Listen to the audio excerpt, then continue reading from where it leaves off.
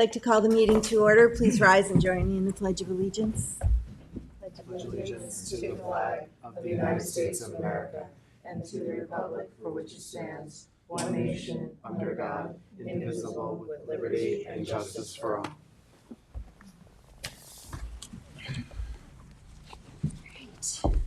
Madam Clerk, would you please call the roll? Supervisor Moore, Here. Councilwoman McNamara. Here. Councilman Iacilli. Here. Councilman Pell. Here. Councilman Martell. Here.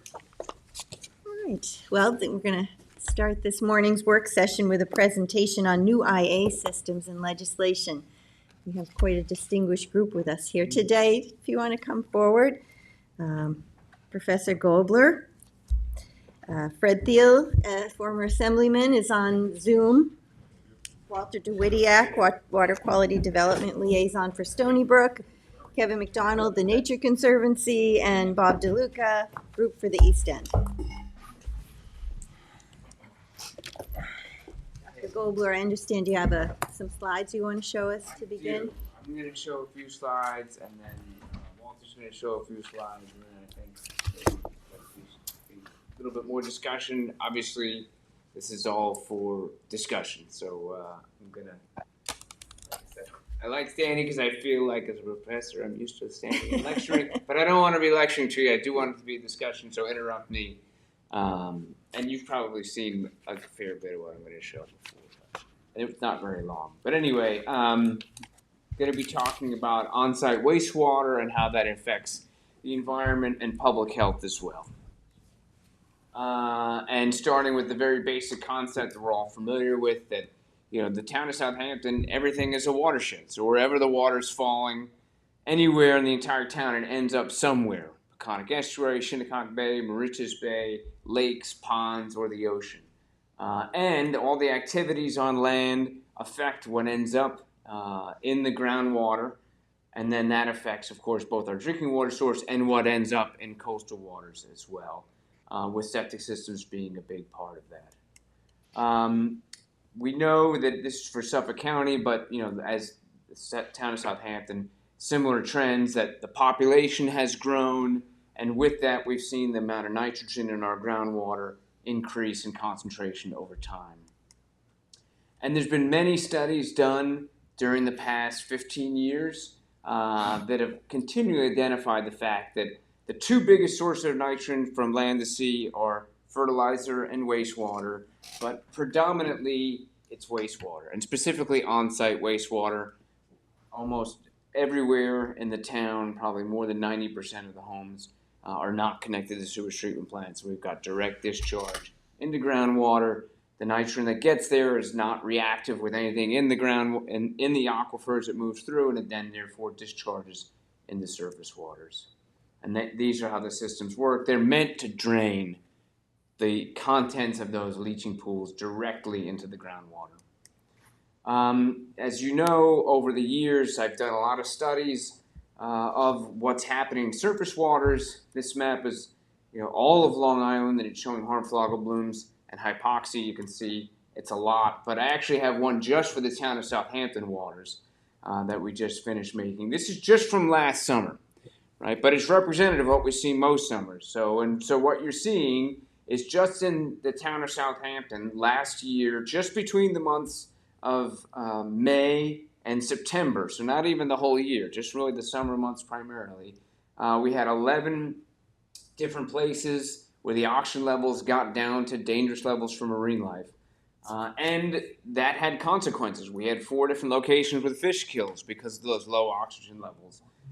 We had 10 different sites that in freshwater ponds and lakes that had these blue-green algae blooms, and 9 different sites with marine harmful algal blooms. So just briefly, what are harmful algal blooms? They occur in marine and fresh waters. It's when you have the overgrowth of algae. On the left, it's the type that can make toxins. On the right, it's the type that we just call ecosystem disruptive that can lead to fish kills or the death of other types of marine life. And we know that when you get more nitrogen into the water, those events become more intense and potentially more toxic.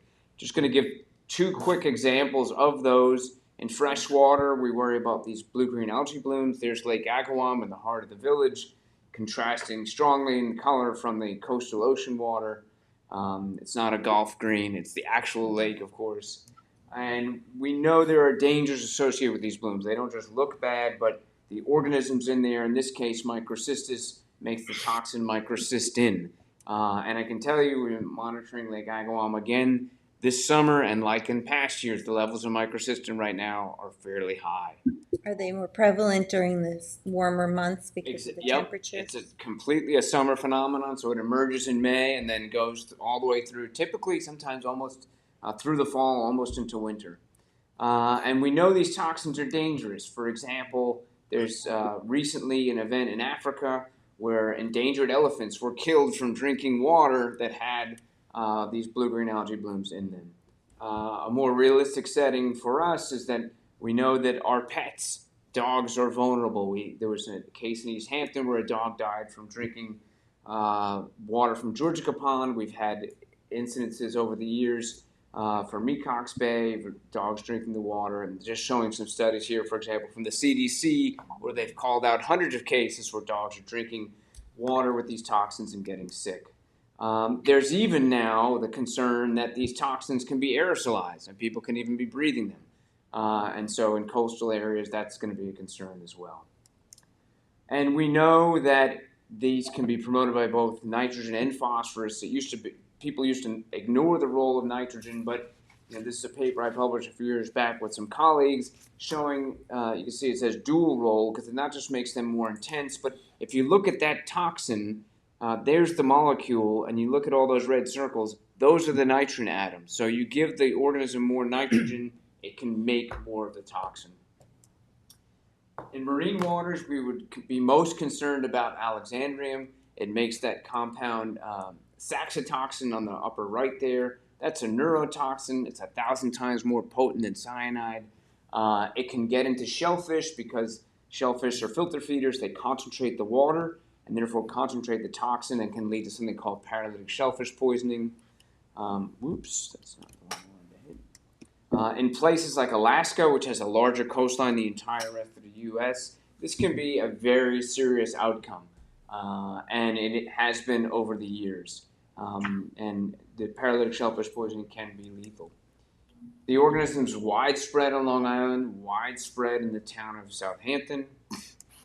And over the years, there's been many places on Long Island that have been closed to shellfishing because the toxin's getting into shellfish. And you look at the lower 4 locations there, that's all in the town of Southampton. In Sag Harbor, Shinnecock Bay, parts of Reeves Bay, for example, in Flanders Bay, Peconic River, and even in West Hampton. And just this year, for example, this spring, the entire western half of Shinnecock Bay was closed to shellfishing. And as I'm sure you all know, people like to go clamming, for example, at the Ponquag Bridge. I've done it myself, and it's really concerning because, hopefully everyone knew, but if they didn't, they could be at risk. And this particular event, we saw the second highest cell densities we've ever seen in Shinnecock Bay, going all the way back to 2008. And then again, we had an event in Moriches Bay in the eastern extent, and you can see in this region in Wemsnerberg in West Hampton. And again, we know there's a role for nitrogen here. This is a very simple experiment that we've done to control where we had no nutrients, then we had either nitrogen or phosphorus, and you can see a very strong response from nitrogen. And that's not surprising. We've studied this in the past. We've even identified that not only does nitrogen make the blooms more intense and more toxic, but it's specifically wastewater-derived nitrogen. So in this particular paper, highlighting the upper right, we used a specific technique to identify what type of nitrogen it is. It wasn't fertilizer-derived nitrogen. It was the on-site septic-derived nitrogen that was driving the blooms. And then the very last thing, I mentioned oxygen before. Oxygen is a critical parameter for all marine life. And the more nitrogen you get loading into the system, the more algal blooms you get. When they break down, that takes oxygen out of the system. And the DEC has very specific standards on oxygen. We never want to go below 3 milligrams per liter. And back to the map I showed before, we did have 11 sites that got below that level last year. And for 4 of those sites, we had concurrent fish kills. So, gonna just leave it at that. Clearly, the on-site wastewater is a threat not just the marine environment, but when you get these algal blooms that make toxins, this is a human health threat, so it's a public health issue as well. And I'm not going to talk about the septics from this point further. Walt will pick that up, but upgrading these septics from ones that discharge 100 milligrams per liter to ones that can get down to 19, maybe 10, maybe even lower, can make a tremendous difference. So with that, I'm going to turn it over to Walt. I'm just going to talk about septics and on-site septics. Just before you do, Dr. Gobler, Yeah. I did have a couple of questions Yes, please. on some of the items that you mentioned.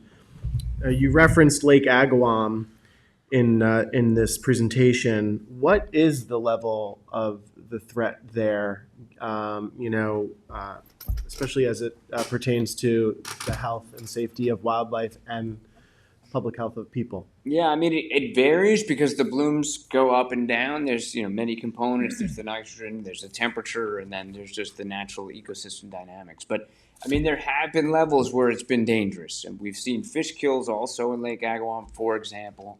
And so, there could be threats to pets. We've measured in the past. We've even measured in the carp there that the microcystin gets into the fish. And there had been a concern back in the day. There were not everybody, but there were some people maybe who were purposely trying to catch those fish. I may be wrong because I thought that I recall that there were some discussions a few months ago, maybe a little longer, that there may have been observation of some enhancements to the broader health of the lake, but I could be incorrect on that. Lake Agawam has gotten much better. Okay. There have been efforts over the years specifically to address the runoff into that lake. Yeah. It used to be that in some ways the village was plumbed to drain into the lake. It's still like that in some places, but a lot of that drainage has been diverted. So there have been improvements. It's not as bad as it's been, but it's still vulnerable to pretty intense and dangerous blooms. Okay. And can you just specifically comment briefly on Shinnecock Bay and some of the observations there? What is the risk again there? Yeah, in happy news, the risk that we had this spring has abated. Again, the Alexandrium is a seasonal event, so it comes on in the spring. It can't hack the high temperatures, and therefore we saw that closure that was initiated, I want to say in April, was lifted in June. So so now the shellfish are clean, and I would go. I haven't yet, but I would go and harvest and eat those shellfish because the DEC will not reopen the shellfish beds until they have 3 consecutive weeks of negative tests. I don't want to. Thankfully, we have the DEC doing a good job on shellfish management. But for sure, the western part of the bay, it takes a long time for the water to flush out. We talk about there's an idea of residence time in Shinnecock Bay. The eastern half of the bay, the water flushes in and out of the inlet, and most of that flushes on each day. That water is renewed for the most part. Some exceptions to. And I'm not sure if you're familiar with Taylor Creek. Yes. But I believe that's right near Shinnecock Bay, leads into Shinnecock. Yep. And I think that's a particular body that needs remediation. Yep. I'm not sure if you're aware of that. I know that the Southampton Village Mayor, Mr. Menger, came to us asking for some help with remediation. I think that's something, I don't know if you can comment on that. If we were to aid in the remediation of that creek, that could help the broader health of Shinnecock Bay. For sure. I mean, that creek is representative of the further you get from that ocean inlet, the more vulnerable the systems are going to be to the septics because it takes longer for the water to flush out. So Taylor Creek is a perfect example of that. It's very far from the inlet. It's enclosed, and it's vulnerable, therefore, to these different algal blooms and such. But as we're having this conversation about IE systems and septics, it's basically because short of remediation, I mean, if you're going to continue to put the same into it over and over again, you're doing bioswales and you're trying to take out, the nitrogen from properties and from fertilizers and stuff. If you're just going to continue to not upgrade the septics, you could do all the remediation in the world you want. You're just going to continue exactly. The ultimate source are the septics. So, if your focus is nitrogen, that is the thing that's got to be addressed. So, good point. Yeah. I'm just curious about, so I know Southampton Village is preparing to start with the algae harvester that they acquired. Yes. What impact do you foresee that to have on the conditions? I think that's going to be useful for addressing what I would call the legacy nitrogen. So the thing I often think about, or often say, when you think about a place like Lake Agawam, Long Island was formed 10,000 years ago, and that Lake Agawam was a salt pond that was dug out by a glacier 10,000 years ago that used to be just sugar sand all the way to the bottom. There are now places where there's 10 feet of mud, that represents the accumulation of a lot of nutrients. So the harvester will play a role in actively removing some of that, but again, you'll still have the wastewater nitrogen coming in from septics. We have to get at the source. Yes, yeah. Thank you. Sure.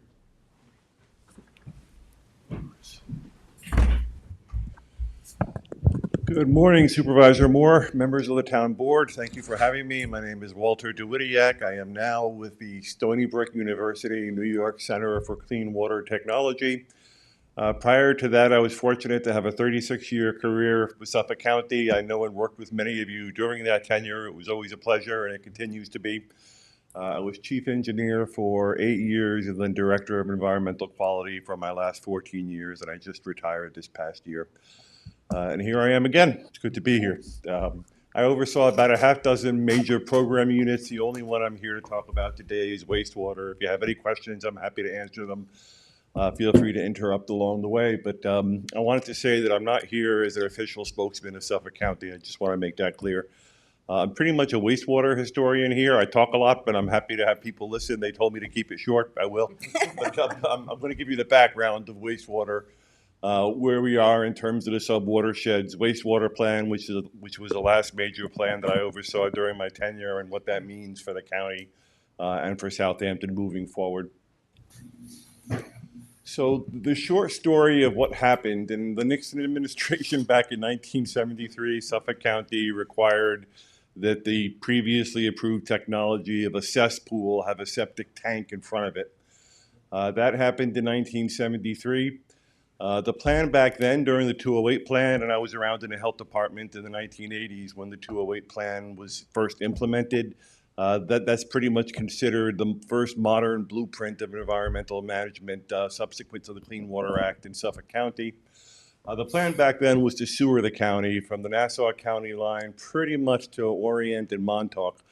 Those plans are still somewhere in my old office from the late 60s, early 70s, and the 208 plan relied on the sewering to address the legacy pollution. Two things happened. The Southwest Sewer District was both a success and a challenge, in that there were problems associated with it that I'm not going to go to in detail, but it kind of gave major sewering projects a black eye for a bunch of years. The other thing that happened was in the 1980s, these sewering projects, which were funded something like 90%, were funded 0% by the federal government because the federal construction grants program was terminated. There were probably dozens of sewer proposal plans on the books at the time, virtually none of which were built because the funding all dried up, and sewering has become even more cost prohibitive. Putting in an IA system is something like $30,000. Sewering a home is something like $100,000 to $150,000. Even though the health department loved sewering, we realized that it was not a solution countywide. It needed to be done selectively in hamlet settings where it could help economic development as well as environmental protection. But up and down the eastern seaboard, as I'll talk about in a moment, IA systems became the solution for diffuse septic pollution, for which there hadn't previously been a solution. So in terms of unsewered areas, which is most of Southampton, fortunately, new development, we had what we call mixed success. We met the drinking water standard of 10 milligrams per liter. Article 6 of the Sanitary Code shoots for 4 to 6 milligrams per liter. Dr. Gobler was a real leader in illuminating the fact that this was not nearly enough for surface water. Surface waters need to be an order of magnitude or less below that 4 to 6 milligrams per liter. So the health department considered that it did a good job in terms of the drinking water standard. But in general, nobody owned the diffuse non-point source problem. So Clean Water Act doesn't address on-site septics generally. State DEC exempts them. State health department regulates them for health reasons, which is delegated to the local health department. But it was a lot of finger pointing in terms of who should do what about these systems and how, and not much was really done for 40 years.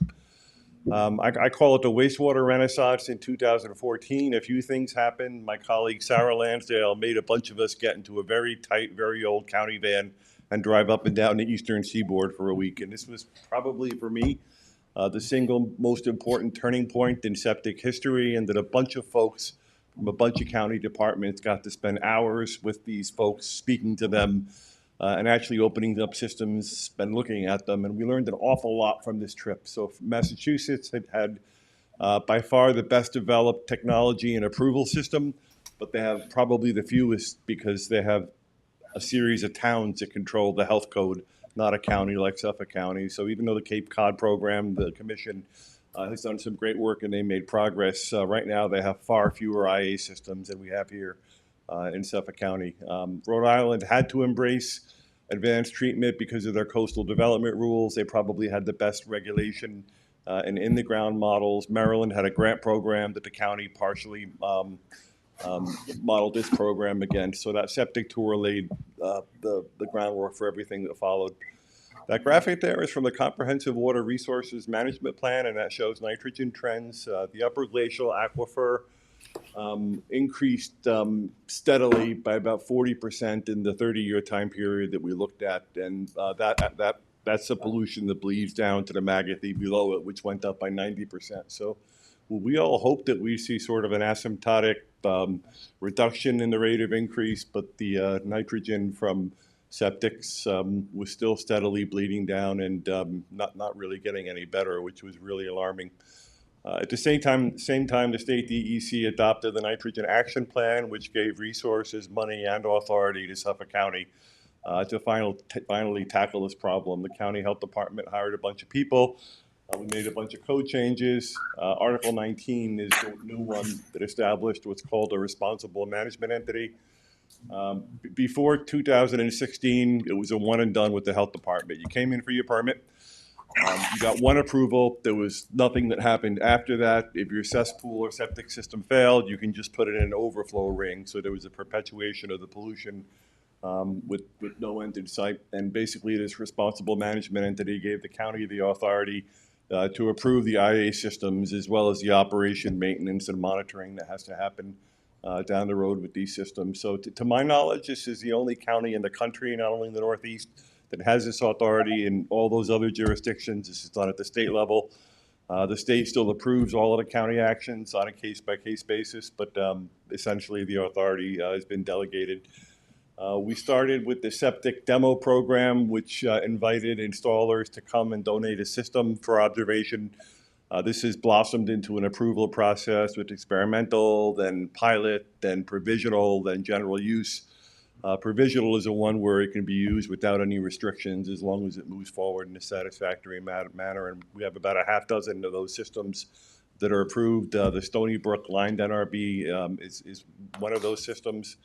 The wood chip box NRB is also another promising system that's going to be coming into that mill very shortly, and a bunch of other systems as well. So the program has progressed nicely. The systems are performing very well. We use an estimate of about 70 parts per million nitrogen going into these systems. Dr. Gobler accurately observed that in many of these we're seeing 90 to 100 because of low water use, low flow plumbing, coupled with high nitrogen inputs to these systems. These systems are pretty consistently getting down to about 15. The nitrogen removing biofilter of Stony Brook so far is the best performing one in terms of getting under 10. And it also removes pharmaceuticals and personal care products, which has not been observed yet in other systems, although we still continue to test those. So a lot of progress made. The grant programs that were established basically have a three-way funding stream. The Suffolk County Septic Improvement Program, affectionately known as the SIP, used 0.25% sales tax monies that were accumulated for a number of years. A percentage of that was always set up for upgrades. They were not approvable until around 2016, so that grant program was established. New York State essentially matched it with the septic system replacement program. And here in Southampton, you're fortunate to have the Community Preservation Fund, which makes up the difference, because even with those two grant program funds, it was not covering the full cost of installs, particularly in high-cost areas like Southampton. So now, by and large, Most folks that I run across have their system substantially entirely funded. It's a green system. You can flush, you can shower, you're protecting the environment, you're improving the infrastructure of your home. It's really a win-win on all fronts. We did a few other things, something called bad grandfathering. There were a couple examples here on the East End. There was a policy set where once the health department gave you a flow essentially attached to the land in perpetuity, even though you may change a use or rebuild the structure, that may not make sense, but that was a policy that was set a long time ago. And we were advised by the law department that in order to change it, we should change the code, which we did. So we call it bad grandfathering. If you have the flow, you're entitled to keep it. Nobody's going to come in and make you change it. But if you put it in a new building or a totally different use that increases the flow, you got to have conforming wastewater infrastructure. So that bad grandfathering rule was adopted.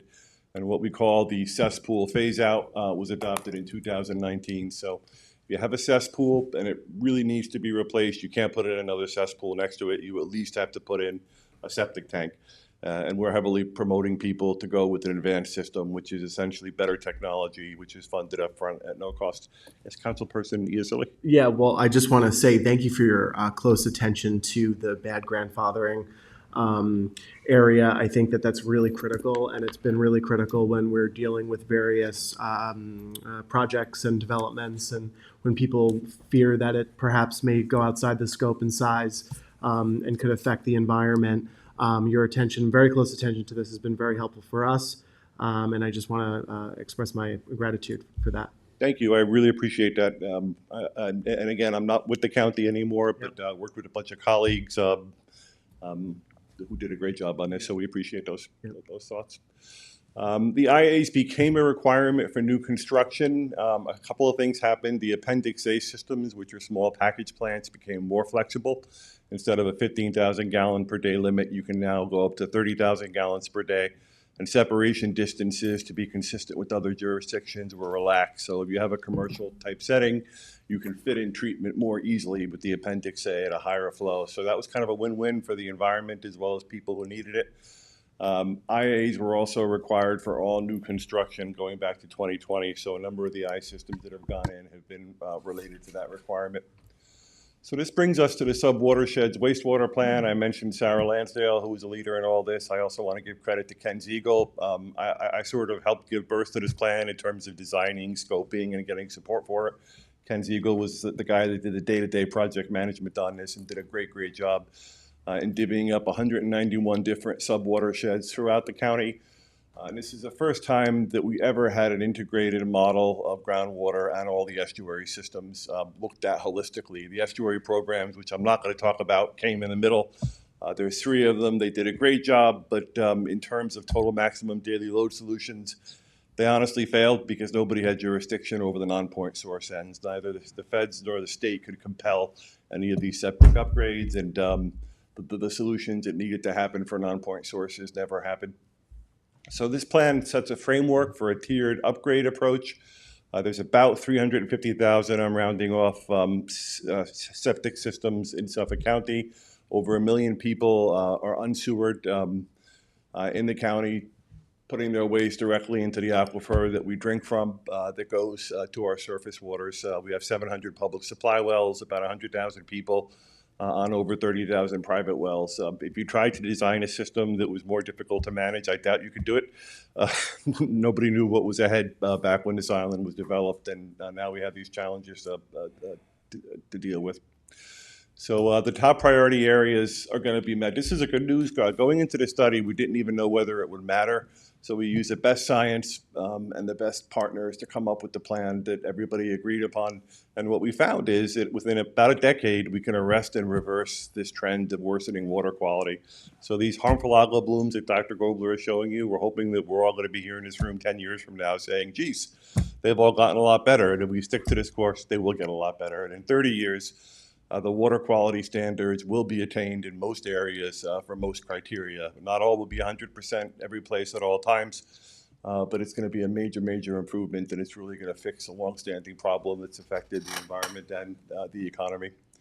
In 2024, the voters resoundingly approved a wastewater district, first ever in Suffolk County, countywide, dealing with sewers as well as IAs and 1/8% sales tax. These are numbers from when I was still in the county, the initial projections. They keep being fine-tuned. Jennifer Youngster's the county executive, who's the head of the Water Quality Restoration Trust Fund.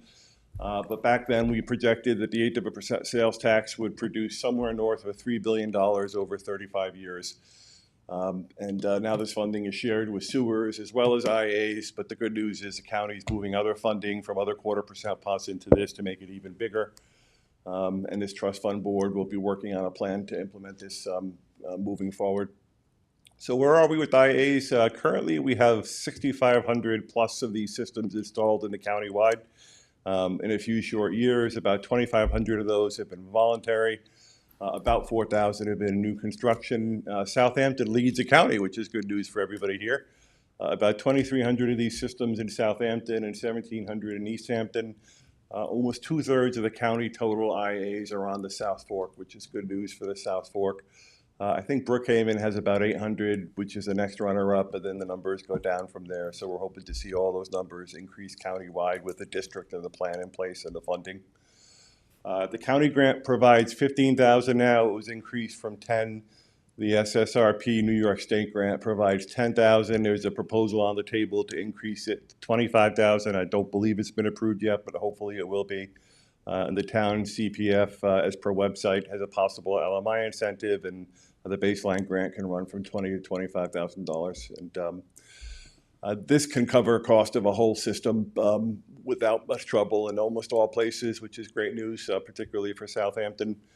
The county program has been historically oversubscribed. It was designed to run at about 500 to 1,000 grants a year. Before the district, what it's been doing is funding catastrophic failures in priority areas because there's been so much demand. Last time I checked, there was a wait list of people over 1,000 countywide that were interested, but they were either not catastrophic or not in a priority area or both. These are people that will hopefully be funded, and I understand that with the district, they're starting to chip into that group, which is great news as well. So just to kind of get a feeling for what the numbers are, as per the Subwatersheds Wastewater Plan, and again, I'm not speaking to county policy, which is being developed now, but under the Subwatersheds Wastewater Plan, which was basically a straw proposal of what implementation might look like, we were talking about 1,000 retrofits a year as a baseline, which would be this year is an order of magnitude goal. The first priority for the county was to address all failures, particularly in priority areas, but ideally countywide. We thought that number would jump from about 1,000 to 3,000 based on industry records and discussions. And the next threshold to attack would be the property transfer plan. Whereas there'd be some way to support the property transfers, and the goal would jump from 3,000 to 6,000. So you see that the goal was to triple the rate of installs within a year and then double it again within 2 years of implementation. But this is phase 2, which is a 30-year plan for implementation, and this kind of shows you, I don't have it zoomed into Southampton, but everybody knows where they are, and you can see that on the north side of Southampton, which you're looking at there along Great Peconic and Little Peconic Bays. The purple area is really the 0 to 2 year travel time, which is a narrow band.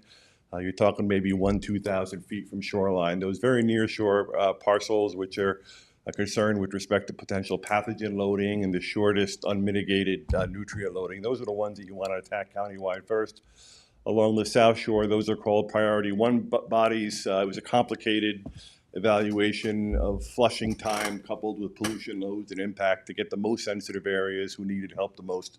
And those purple areas are Priority Area 1. So countywide, roughly the number of septics in those areas is about half. That's 180,000 number out of that 350,000 number. So the problem with timing here is that the county funding is program limited. So first the 0 to 2 year travel time comes, then the Priority Area 1. The property transfer program was assumed to come in 2027, a couple of years away for the 0 to 2 year travel time, and then in 15 years, it would expand to the Priority Area 1. And I think everybody in this room would agree that we'd want to address all of Priority Area 1 as soon as possible, not starting in 50 years and getting progress in 30. So the message, I think, is pretty clear. Southampton is very fortunate to have these CPF resources. If there's some sort of funding program set up to support property transfer, based on the numbers I showed you, and these are order of magnitude first cut numbers, but I think that they're pretty realistic for purposes of discussion. The rate of recovery roughly doubles pretty much immediately for the environment.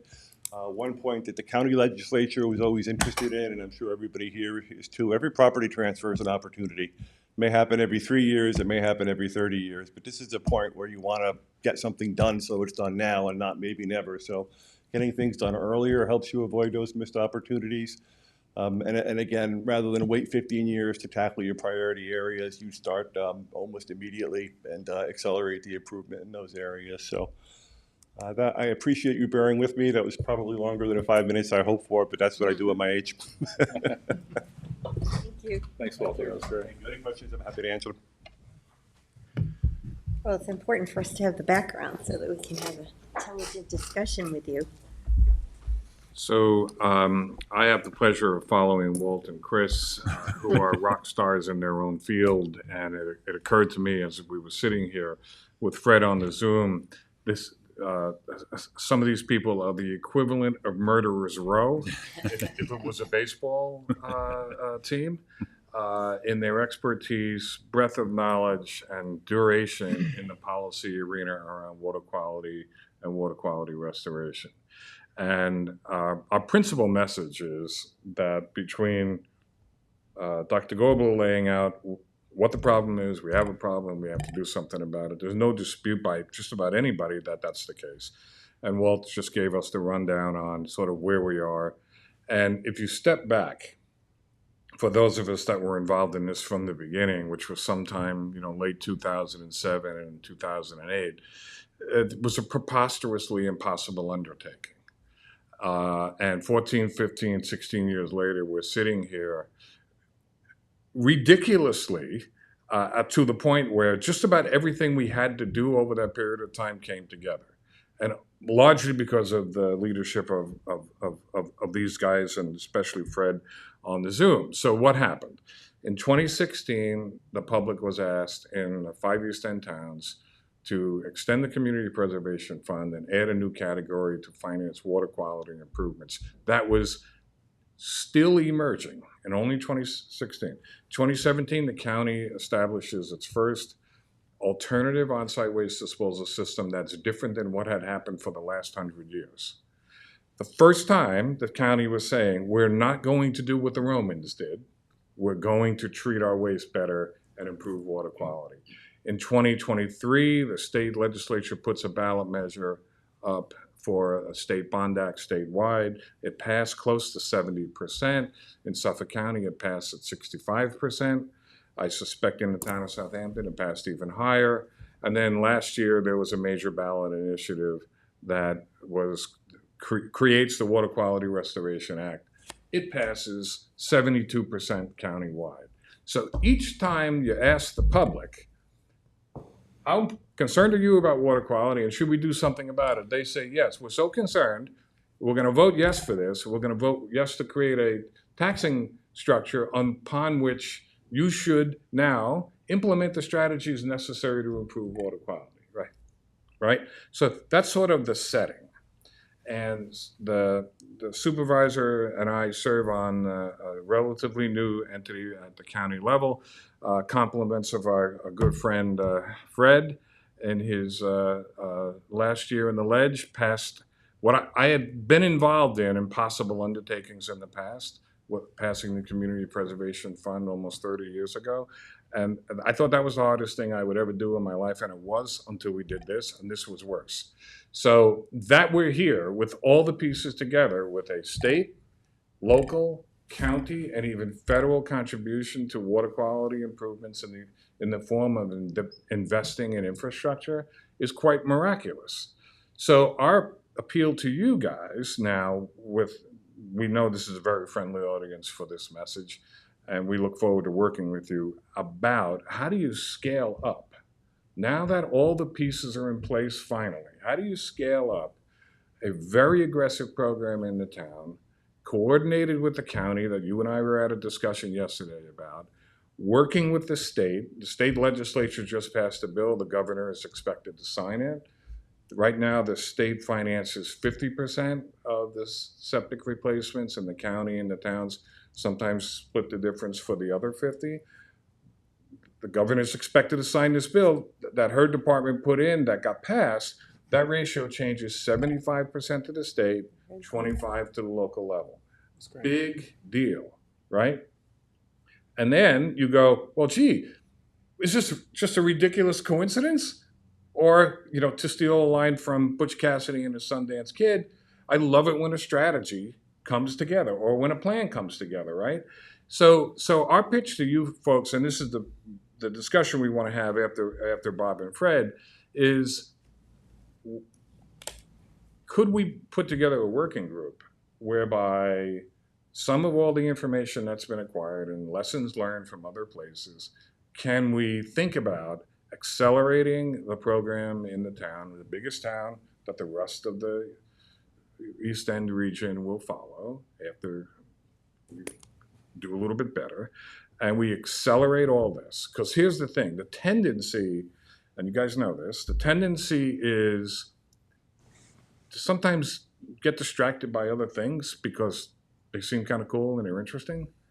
But there's no substitute. None. There's no substitute for getting the pollution load out of the environment. You have to get it out of the groundwater, and that's how you get it out of our bays and harbors. And if we just do what's kind of boring and a little difficult, but necessary, we win. And then the public can say to some of us who might still be here, thank you for doing what we asked you to do 3 times in the last 9 years. So that's essentially our pitch and the conversation that we want to have. And we have a few ideas. They're not set in stone, and we know they can be improved upon. And we would enjoy that conversation with you. I think I did that right, Bob, so you're up. Okay. Has ideas? I never have any ideas. Bob's got no ideas. No, I'm only kidding. I'm going to try to be mercifully brief. Just a couple of thoughts from all of this. Obviously, thanks to all of my colleagues here who have done yeoman's work on this for the last decade. Thanks to all of you for having us here and the work that you've done. 2 things come to mind. One is that, what the voters told us in November was we're prepared to reach into our pockets and fund something that you all say is going to work. And it's going to fix water quality in this county, and we're going to get it right. And these are tough times. It's not easy for people to vote for stuff like that. And what happens now is that everybody waits to see what's going to come of that. Now, either we sort of wait around for the process to limp along, or somebody goes first to take the lead. And for many years, and Kevin, you'll appreciate this, there was always, whether East Hampton or Southampton or somebody was going to go first on so many of these different environmental initiatives. And Southampton is already running ahead here with the number of systems that are in the ground, with the available funding to help people make those investments. And so I think one of the reasons that we're here is to say, let's take the biggest town on the East End, let's go first. And how do we get there? How do we do it seamlessly? How do we make that investment pay off for people? And I guess the final thought is this: if we don't get moving on this money that's now available, we all know somebody's going to come for it, and it won't be us. Now, maybe they don't get it right away, but it just always happens. And if you're on that trustees board, you know that there are lots of sewer projects that people want up west, and people are going to decide that maybe all this money shouldn't go out. And we're going to go back to the same debate we had 5 years ago. But I think we're past all of that, and I'm just here to say whatever we can do to help the town go first and go hard, let's do that. Let's have that discussion. Fred, did you want to go now, or did you want to go after some discussion? No, let me go now, and then we can go to discussion. And it's always nice to be last, right? Everything has been said, but not by everybody, right? So, and I'm not here because I was actually there when Long Island was formed 10,000 years ago. So hopefully I was to contribute to this, but. You heard, very articulately from everybody. The problem is nitrogen. Septic waste, sewage is the primary cause of that. There's a plan to deal with it, the subwatershed plan. There's a solution in IA systems, and so far, over the last 10 years, we've taken the baby steps that are necessary to begin that process. And what wasn't said is yes, throughout the county of Suffolk, 6,500 of these IA systems have been installed, over 2,300 of them in Southampton, but that's 6,500 out of 360,000. And if we only do 1,000 a year, that's a few centuries from now before we would finish the job. So, the major impediment to this has been money. As County Executive Ed Romaine is fond of saying, all decisions of government are decisions of money. And, the major impediment to scaling up and accelerating this program was the lack of money. And as you've heard the other speakers say, through a variety of actions, whether it's been the State Bond Act or the State Water Quality Improvement Infrastructure Fund, or the enactment of the Suffolk County Water Quality Improvement Program with the 0.125% sales tax, it's going to generate somewhere, in the neighborhood of $3 to $4 billion. 50% of that money is for IA systems, or it's the Community Preservation Fund. There is now money available to really upscale and really accelerate this program. And, the question is how to best do that. And, there's a lot of alternatives that are out there. In the implementation of this, you want to make sure that you're not putting an undue burden on the real estate market, when you talk about transfers, which really is the engine of the East End economy. You don't want to have an adverse impact on other efforts with regard to affordable housing because of the cost of IA systems. But it all needs to get done, and it needs to be accelerated. And as Kevin mentioned, there are different ideas and alternatives and thoughts about how to accelerate that. But the best way to approach this is to put together a working group, get all the stakeholders in a room, and come up with a plan that makes sense to attack the problem, implement the plan, and accelerate this program so that we're talking about major improvements to water quality in 20 and 30 years, and not major improvements in 200 to 300 years. So, in conclusion, the ask is we want to work with the town board and work together to come up with that solution. And there's plenty of good ideas out there. We just have to find the right balance that gets this done and gets it done in an efficient and cost-effective way. Thanks. Thank you, Fred. So a couple of the ideas, that have been discussed both at the county level and even, at the town level. And let me also, I really want to underscore this point.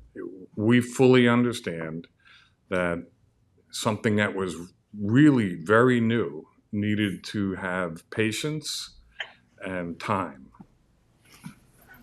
And we're 7 and 8 years later, and somebody might say, okay, that's patient, certainly time, and now all the pieces are in place. So this is without fault. We're not blaming anybody. This is not about, this doesn't come from a place of finger wagging. Not that I know none of you have ever had a meeting where you had finger waving at you, right? So that's not our message, right? So if some simpler things were done, and I do think we can go into some detail here, but there really is. This is a question of a working group and a phased-in strategy about what do you do next? What do we do this year? What do we do next year and the year after? Knowing there are other pieces moving that are synergistically connected to this, and some of them include, right now the town has a priority area and an area that's not necessarily a priority. Maybe the whole town should be a priority and an eligibility area. We're working on that. Right. So that's one, and I know that, right? Because everybody's thinking this way, but we all know this too, and I know you're all subject to this. The crisis of the day always eats your best plans that you had for today, tomorrow, and the next day, right? So to the extent that any of us can be helpful there, we want to be. But removing the priority, non-priority area, that's good. Yeah, because eventually it's all going to get there, right? So. Well, correct, right? Especially in small places relatively small, like the East End and, the thin strips of land that drain both, to all our bays and harbors. And we really have a problem. And there's a lot of wetlands, freshwater wetlands inside what people don't even realize.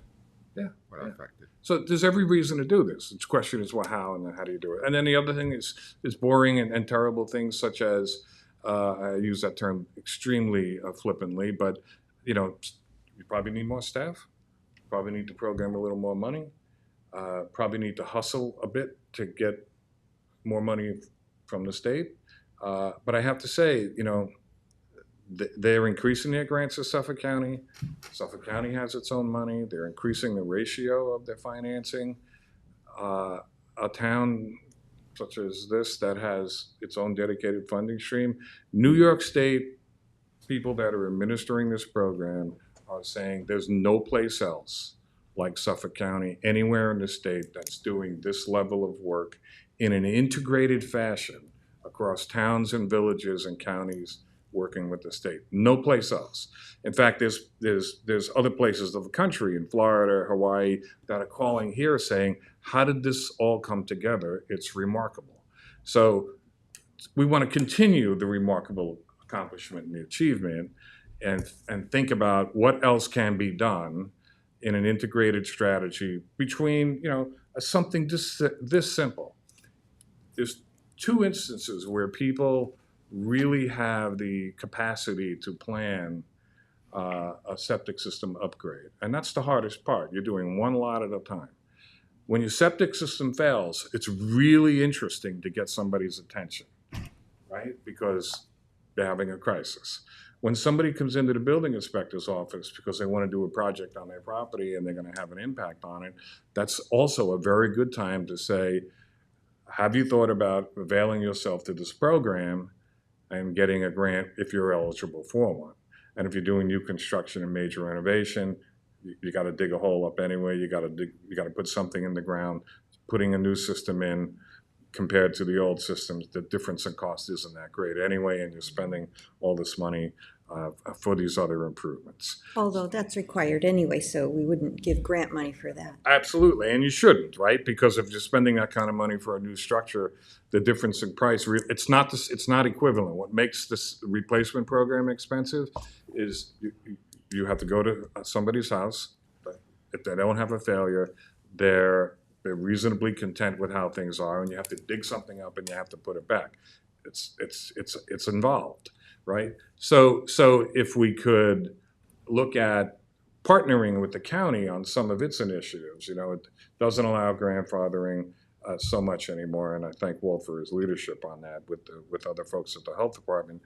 And then if you're having a transfer consideration, is it possible to think about asking people, this was Fred's terrific idea, asking people to sign an acknowledgement when they file their deed and they have to sign the CPF form that I'm acknowledging I need to change my septic system if I don't already have one, that there's grants available for this program under certain circumstances, and you give them an added incentive for a 2 or 3 year period to change their system out because, and we actually thought about this because this has been kicked around for a while. People going, well, is there a way to accelerate change out systems at point of sale?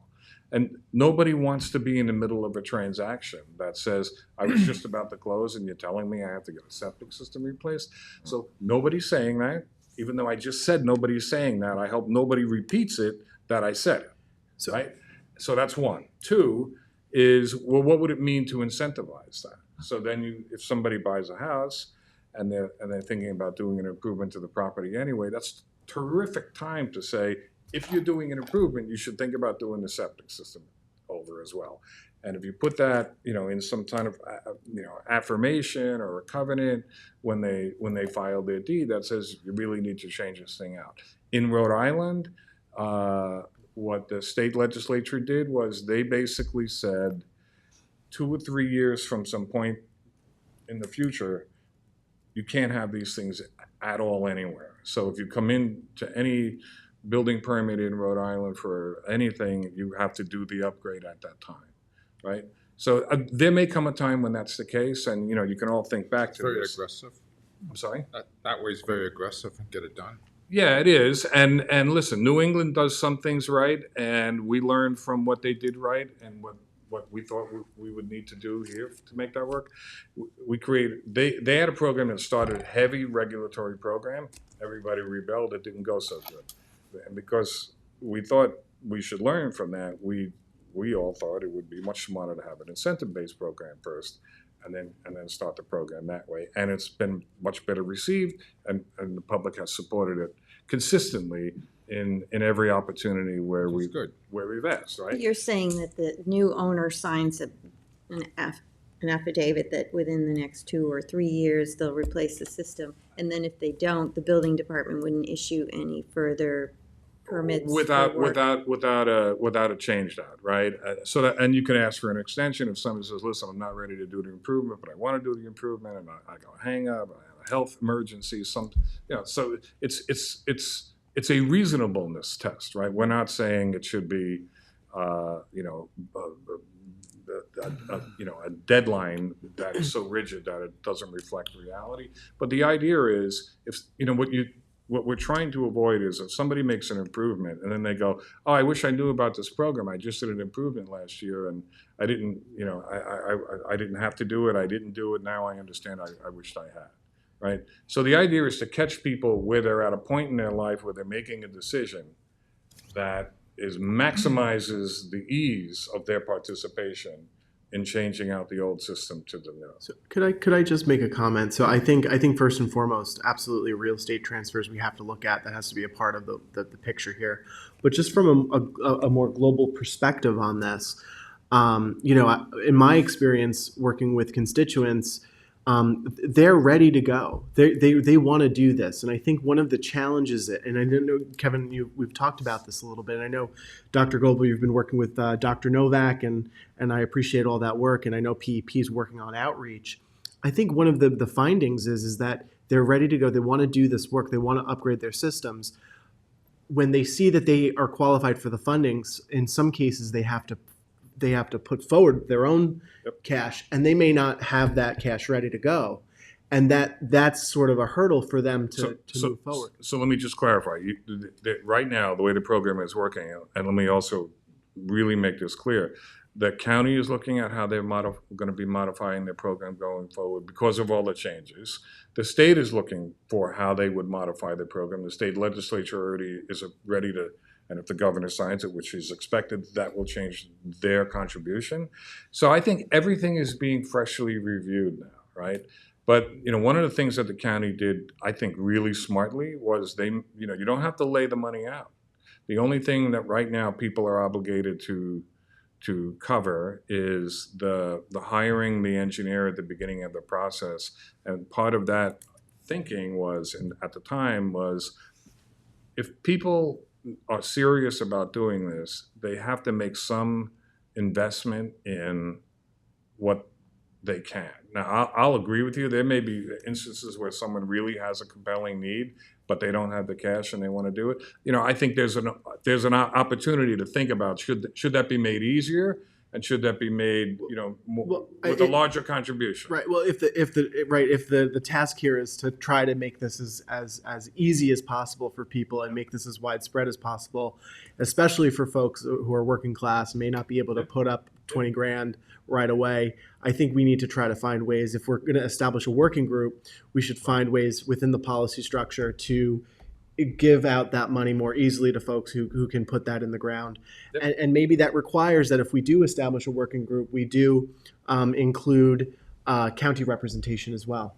But just to clarify, are you saying that if somebody's putting in the system, they don't pay the contractor, the county pays and the town pays? The way the system is, the way the whole program is set up at the state and the county level, and I hope at the town level, is the contractor gets paid directly. We specifically wanted to avoid anybody having to lay out $25,000 or $30,000 and then wait to get reimbursed, right? And so Walt was there when it was happening.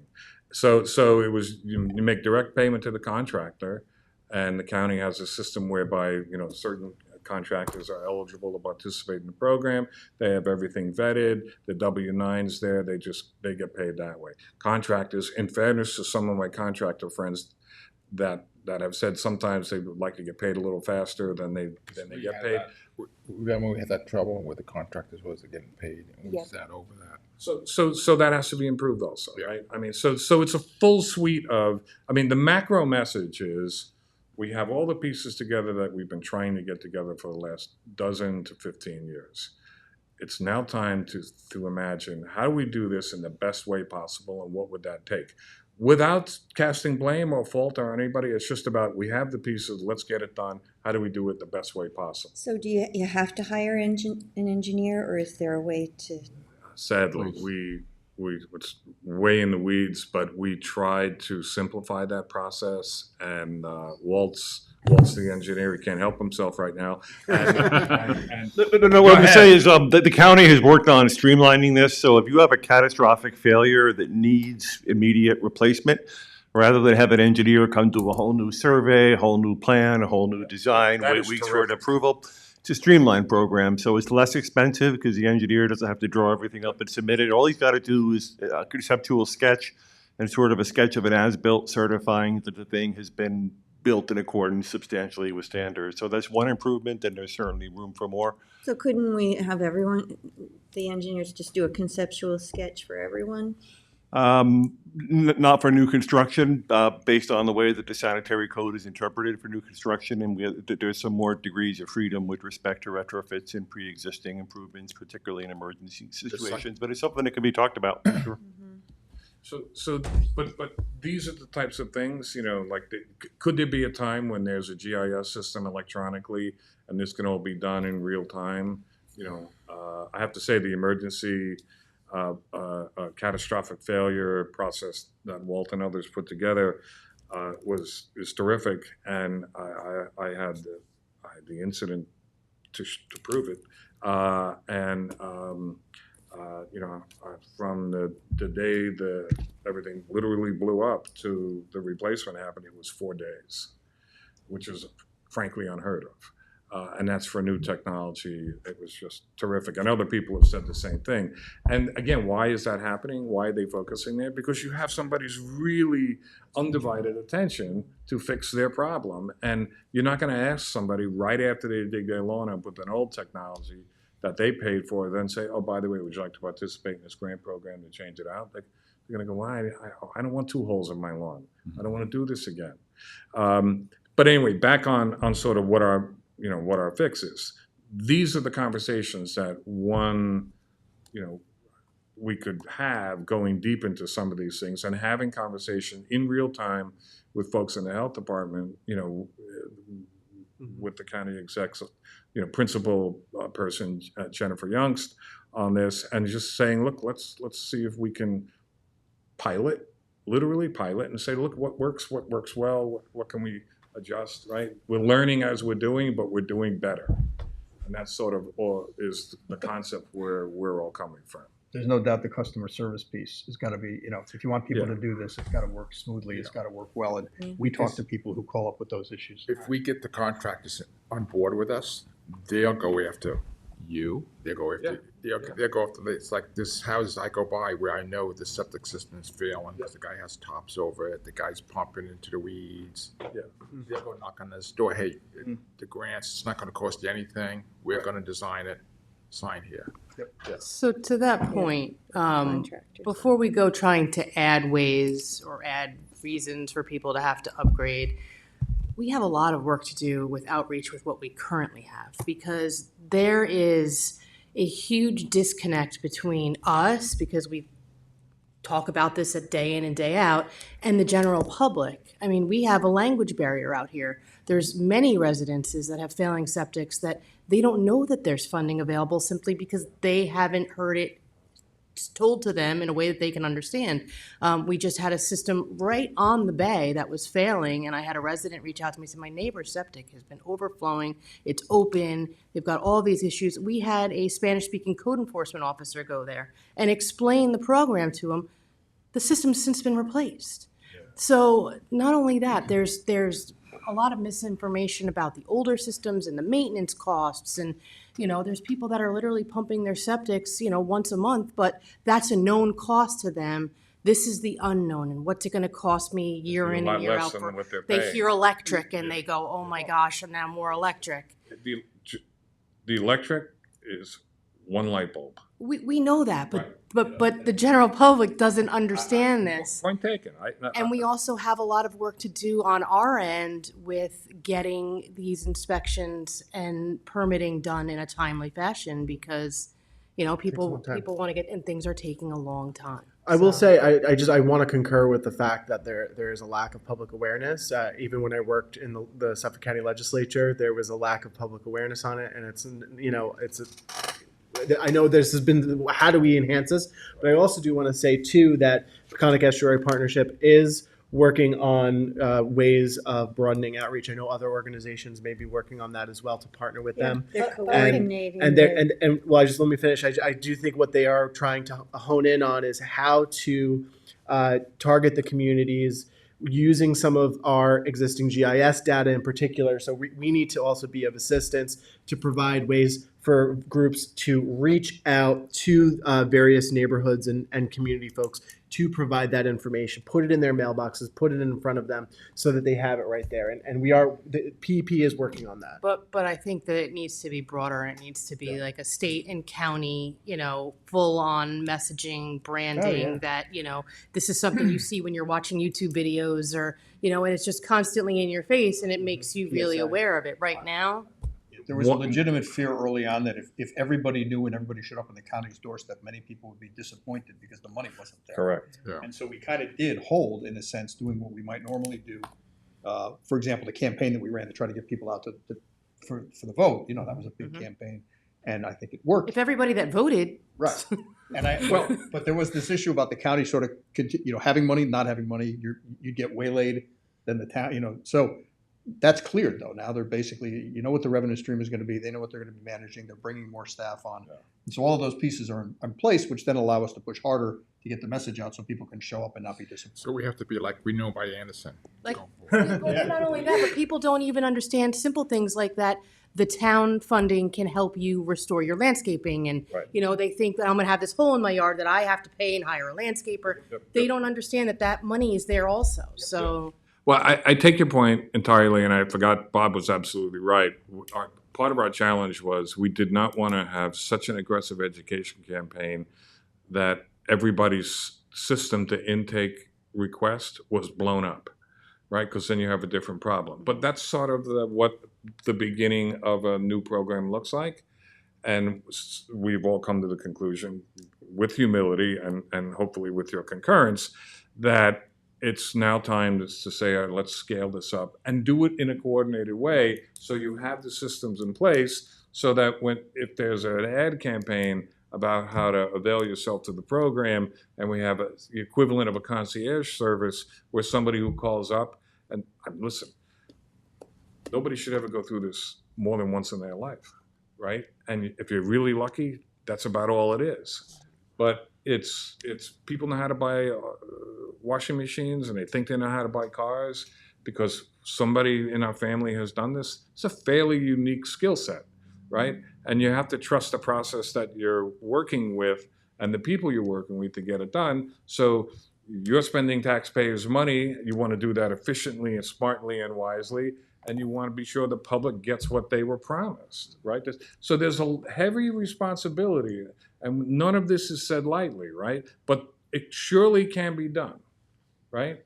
So, I'm happy to look into what does a campaign for enhanced participation look like, and what are the incentives, and what are the easier ways to do this going forward. I mean, as the former chair of the Hampton Bay CAC, you know more than most how hard it is to change people's perception on things. I'm still recovering from that PTSD experience.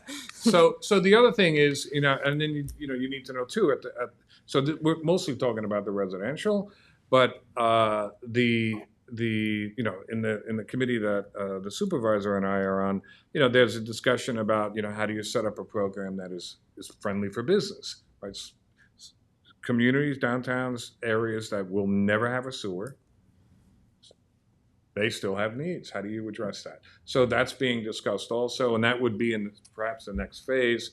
And I don't mean like phase like out in a decade, sometime sooner. So the sooner we start dealing with these issues, the faster everything gets implemented, the sooner we start seeing water quality improvements. And then, one day Chris Gobler will come here and say, you know what? Got a new map. Historically, this was a terrible place. We don't have that anymore because of the work that was done. And that'll be a really great presentation by Chris Gobler. You know, Working on that. we did get a spreadsheet from our department, the water quality department, that showed that the timing really isn't as dire as some people were making us think. There were a couple of handfuls of contractors that had to wait quite a while because of different issues involved. But for the most part, it seems to be working They were getting pretty well, the Which is great, reimbursements. right? It's great. I think what we have to do on that is have the contractors tell the people exactly what it's gonna cost. And if they know it's gonna cost them very little, they can get the funding to the town.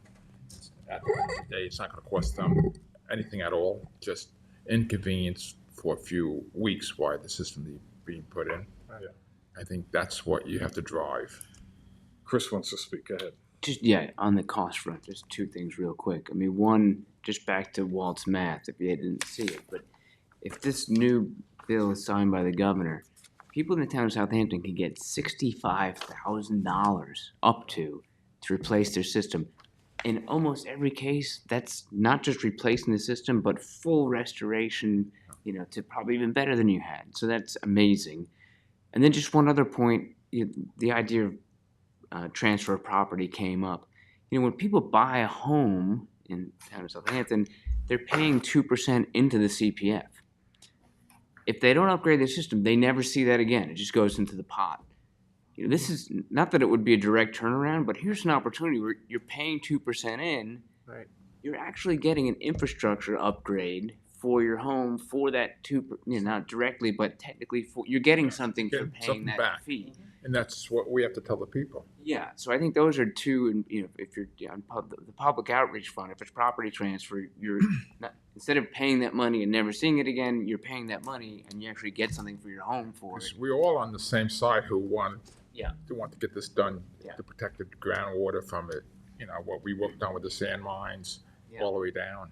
Are that's there what we any do. other municipalities besides the example you mentioned in Massachusetts that do the on-transfer Wellfleet. requirement? In January of this year, I think the town of Wellfleet went to a 2-year post closing. You have to get the system, and they don't have hardly any money. I think they have a couple of small grants.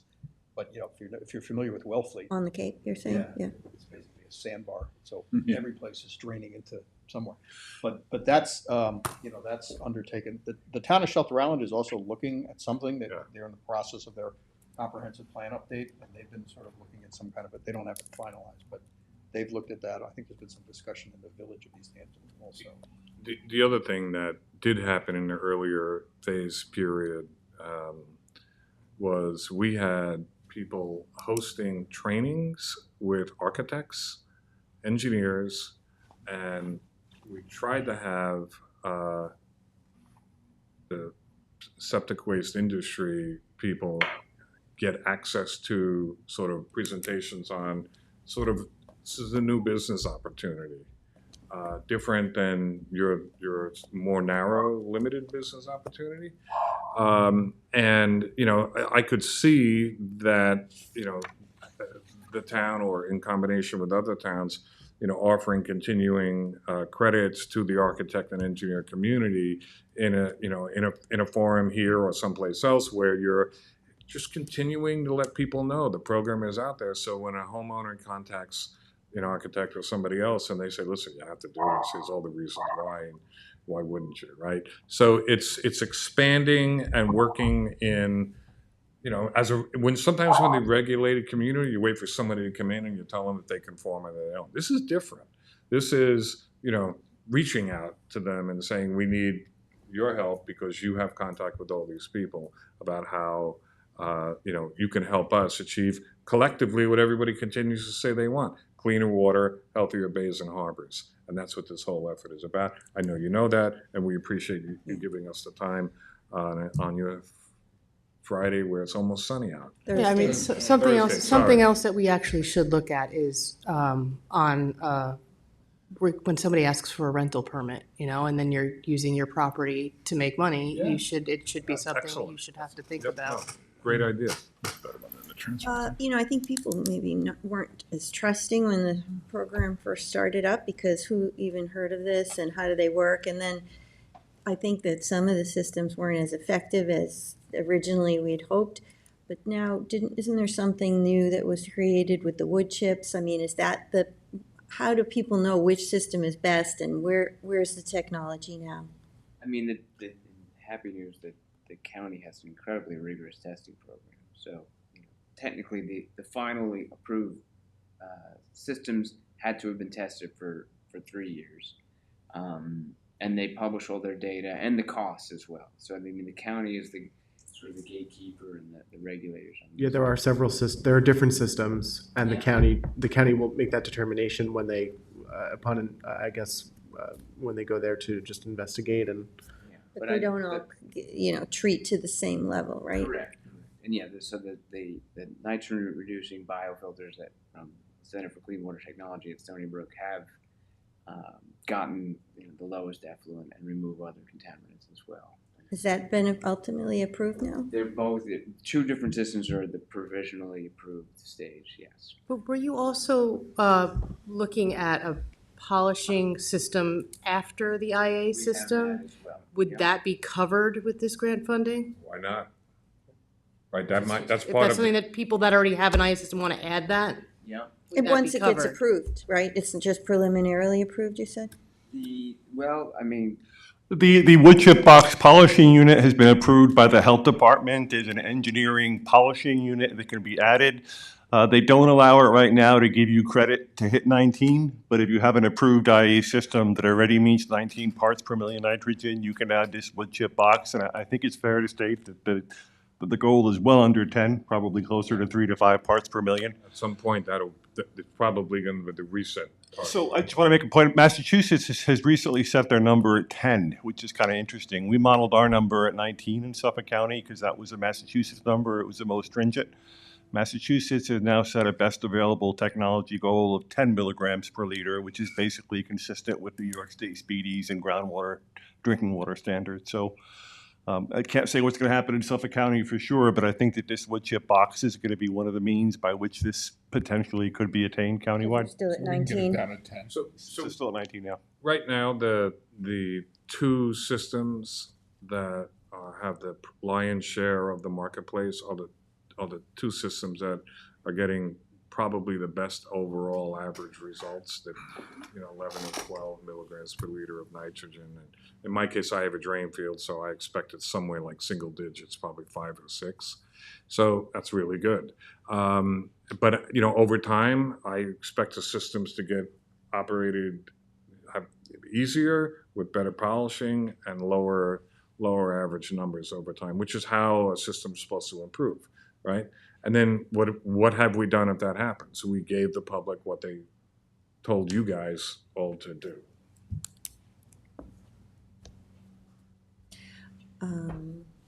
We take in about $11 million a year in the water quality, and we always set aside $3 million for the IA systems.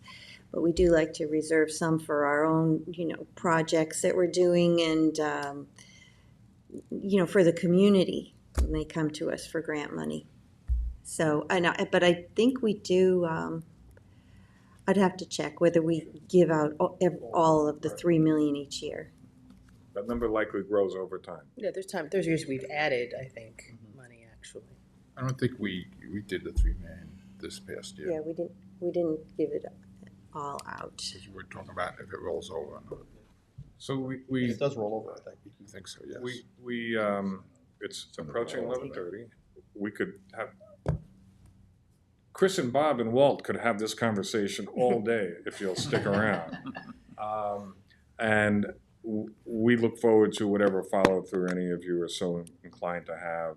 But we're going to do this We have to. We're doing it anyway, and you and I and that other committee, right? So it continues, and we just thought it would be more coherent if it was intentional and coordinated. Yeah. And we look forward to your continued help. We thank you for having us. Well, we're certainly gonna talk about it some more, and we'll meet with our CPF director. She couldn't be here today, but we'll look at, what the money is and what's available. I know her concern is that if we open it up to all properties and start marketing, that people will come, we won't have the money for them. That's always a concern. That's If the this worst part. marketing campaign is too successful, everybody calls you up and says, I applied for a grant, what do you mean I can't get it? Right? We get that. So it's all about chicken and egg, what comes first? I think you have to have the program first before you have the advertising. Yeah. Anyway. Well, thank you all for coming in. Thank you very much. Very informative. Everybody have a nice weekend. Great to see you all again. Fred, thank you, man. Could we get Thank Fred. you. the slides at some point Sure. too? I already sent them to Janice. Janice. Janice has them. Okay, thank you. Thank you. She's welcome to share. Thank you. Good seeing you all. How's life? All right. Thanks for all you do. Yeah. It's a good cause. Good seeing you, Fred.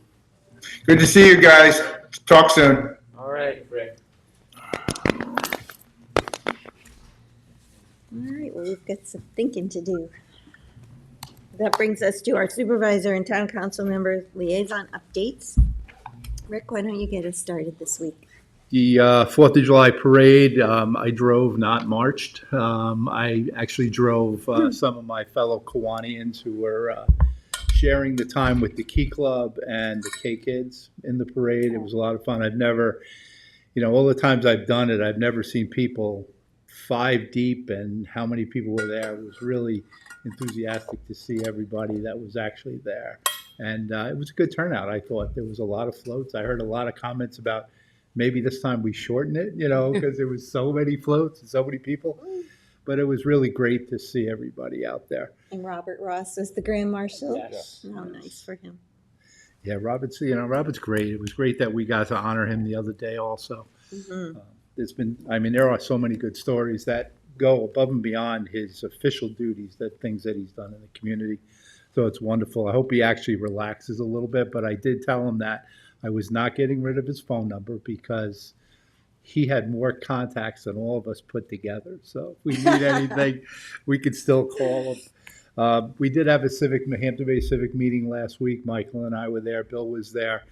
Hampton Bays has a pretty good. He calls us in on different things to speak about. So he usually gets, all of us. But they I are. know he had the Parks Department come in, and then he had, public safety come in. Well, Kristen did a wonderful job. Kristen, when you really figure out all her duties and her year-round responsibilities, how many employees she has under her, all the parks, all the beaches, the garbage, and everything else that the programming, equipment, Yep. repairs. It's a tremendous position that she does without any fanfare, without bothering us a lot. We don't get a lot of asks. So her talking to the public, they were, I think, mesmerized by the amount of responsibility she had. So the follow-up questions weren't a lot. I know after the 4th of July weekend, we had overflowed garbage cans and simple things like that. But, there was nothing really tremendous, on her plate that people were complaining about.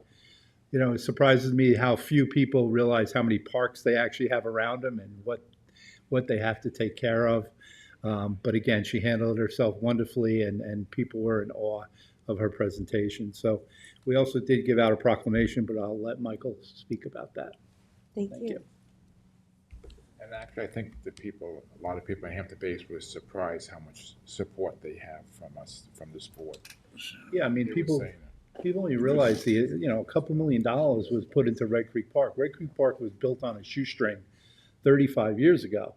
And the amount of money that the board has put into it, they've redone the ball fields, basketball courts, ADA compliance for everybody there. We usually have our affirmative picnic there, and it's tough for some people to get up to the bathrooms.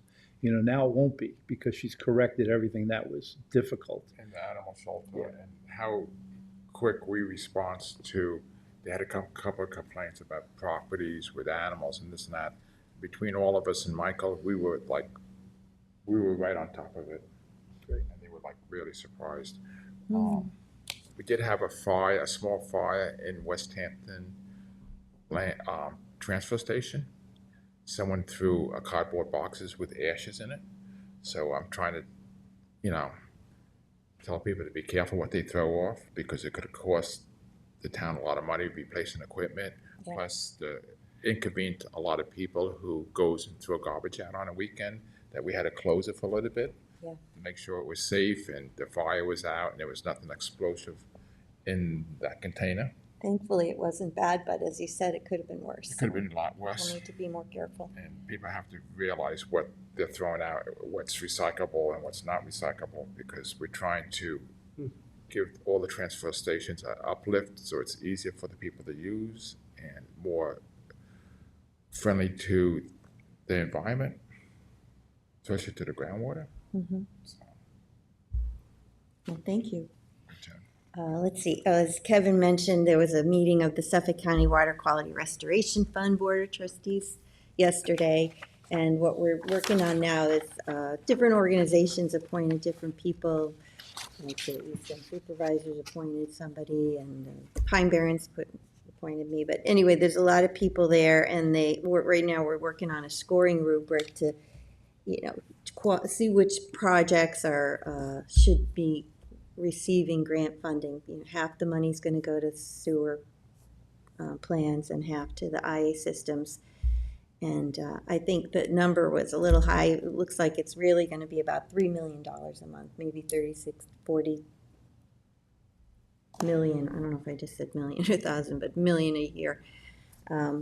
But how do you score them? Which are in the most sensitive areas? Which are further along in the planning. So that's what we're working on now, is the scoring rubric.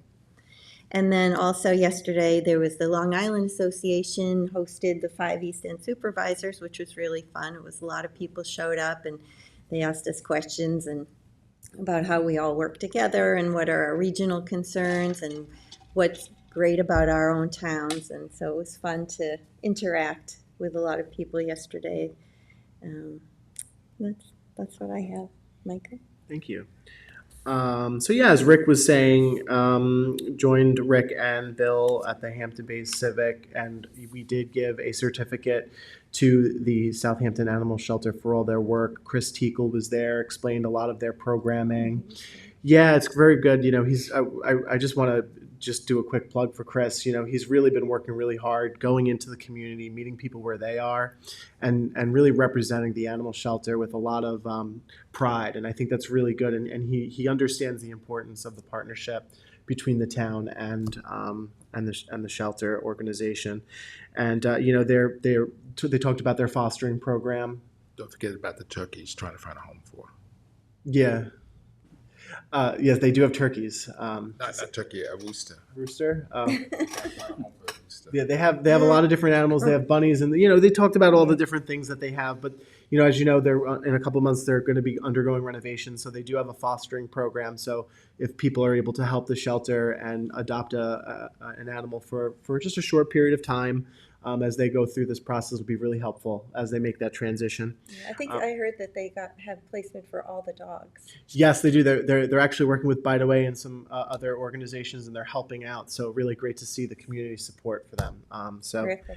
Yeah, and again, plug for Chris Teakle. He's been really working really hard, and also the volunteers and staff who really just dedicate so much time and effort to making sure the shelter runs well.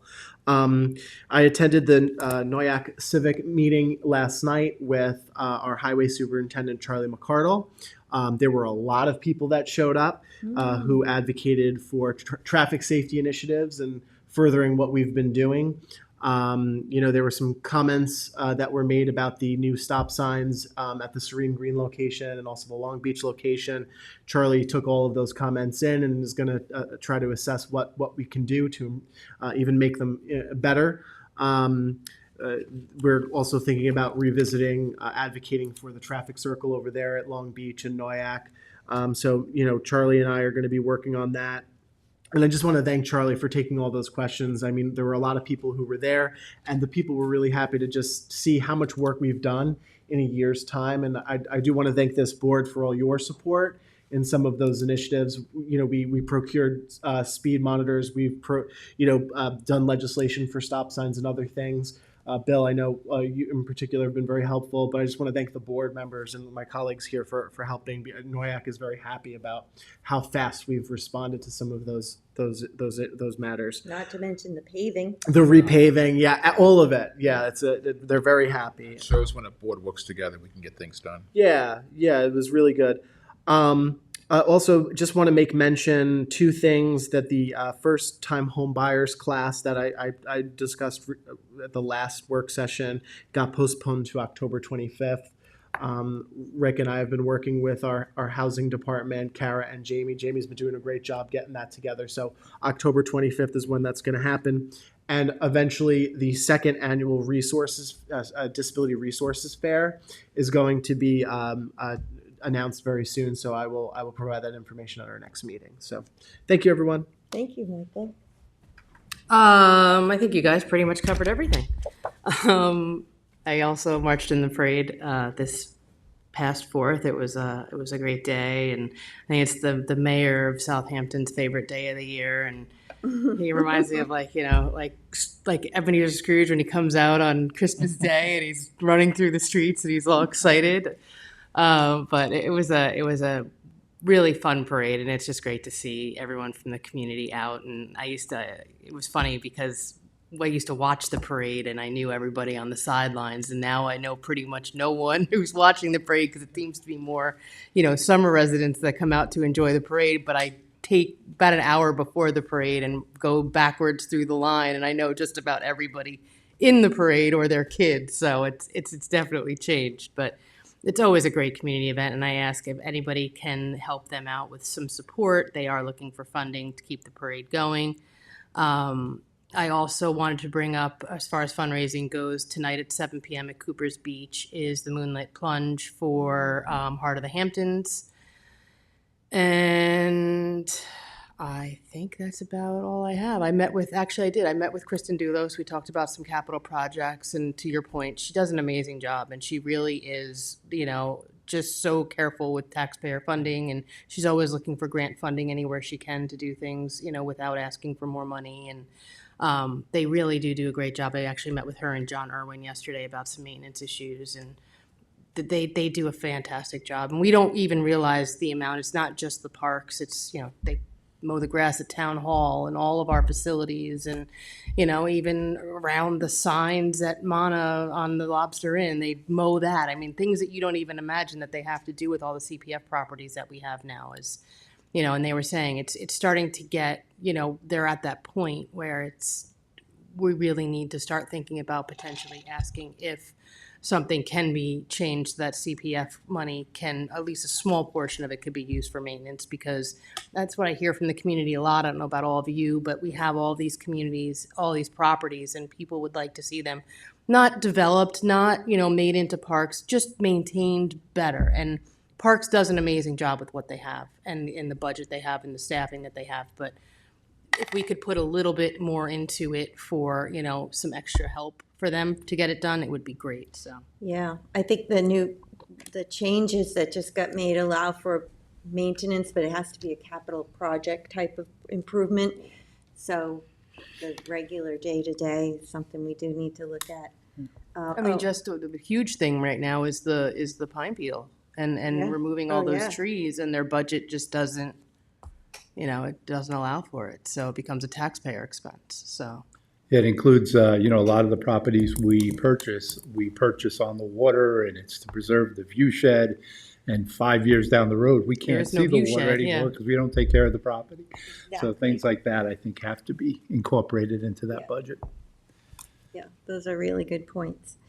Jackie just reminded me that on July 14th, there's an emergency preparedness seminar here at Town Hall, or you can join online to understand emergency weather alerts, know your evacuation zones, local shelters, get the facts on how emergency support is activated, and hear from Suffolk County Emergency Services and Southampton Town officials. So Great. to get onto our website to get the details on that. Yeah, and tonight is week 2 of the Good Ground Park concert series. Are you going? I'm gonna try. I have something else to do. I usually take at least 1 week where I go up and speak and thank Kristen and Daryl and everybody for what they do in the park, and everybody gives them a good round of applause. So I want to try to do that. I don't know if it's tonight, but it is Noise, the band tonight. It should be a good time. Oh, yeah. And sadly, East Quogue Summer Concert Series started 2 weeks ago, and they are 0 for 2 so far because of rain. Oh, so no. Do they have a They rain have to. date? They had to add another rain date, so their first 2 dates are now into the end of July and the beginning of August. So You should have the best drummers come and Psychophonic and play him. And the West Hampton Beach at the Village Green every Wednesday night, they have their concerts too. And a lot of it sounds like the same bands are Going back and forth. taking Sure. turns Which is playing. good. Yeah.